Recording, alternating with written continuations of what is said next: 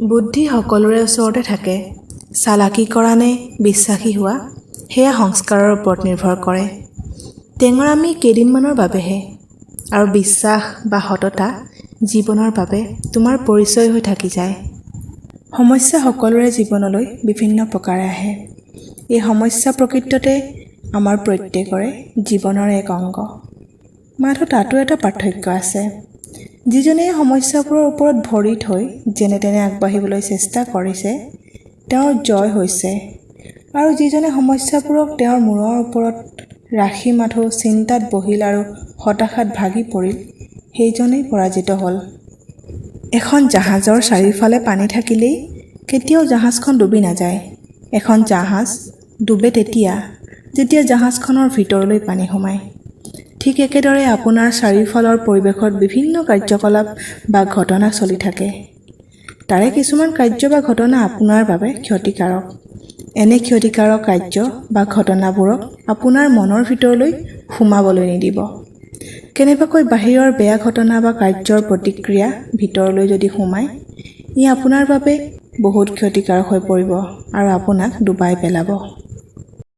শ্বেক্সপিয়াৰে কৈছিল, মই সদায়ে সুখী থাকোঁ। কিয় জানেনে? কাৰণ মই কাৰোৰে পৰা একো আশা নকৰোঁ। অসম্পূৰ্ণ আশাই মানুহক আঘাত হানে। জীৱন অতিশয় চুটি, সেয়েহে জীৱনক ভাল পাবলৈ শিকক। সুখী আৰু আনন্দমুখৰ হৈ থাকক। কেৱল নিজৰ বাবে জীয়াই থাকক। কিবা কোৱাৰ আগত শুনক। লিখাৰ আগতে চিন্তা ভাৱনা কৰক। খৰচ কৰাৰ আগতে উপাৰ্জন কৰক। প্ৰাৰ্থনা কৰাৰ আগতে ক্ষমা কৰিব শিকক। আঘাত কৰাৰ আগতে অনুভৱ কৰিবলৈ শিকক। ঘৃণা কৰাৰ আগতে ভাল পাবলৈ শিকক। এৰি দিয়াৰ আগতে চেষ্টা কৰক।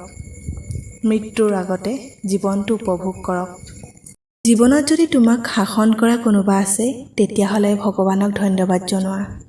কাৰণ যিখন বাগিচা চোৱা চিতা কৰা মানুহ নাই, সেইখন বাগিচা হঠাতেই নষ্ট হৈ যায়। ছাতিয়ে বৰষুণ নকমায়, তথাপিও আমাক সহায় কৰে বৰষুণৰ মাজত থিয় হ'বলৈ। ঠিক একেদৰে আত্মবিশ্বাস সফলতা হৈ নাহে, কিন্তু আমাক শক্তি দিয়ে জীৱনৰ পৰীক্ষাৰ মুখামুখি হ'বলৈ। তুমি সেইজনৰ ওচৰত নিজকে সমৰ্পণ কৰা যি তোমাক সুৰক্ষা দিব জানে। তুমি তেওঁকহে বিশ্বাস কৰা যিয়ে তোমাৰ বিশ্বাসৰ লগত নেখেলে, তোমাৰ বিশ্বাসৰ মূল্য দিব জানে। তুমি চকু বন্ধ কৰা আৰু তেওঁক বিশ্বাস কৰা যি তোমাৰ আটাইতকৈ বেয়া সময়তো তোমাৰ কাষত থাকে। তুমি সেইজন ব্যক্তিৰ বাবে কান্দা যিজনে তোমাক নকন্দুৱায় আৰু কান্দে তোমাতকৈও বেছি।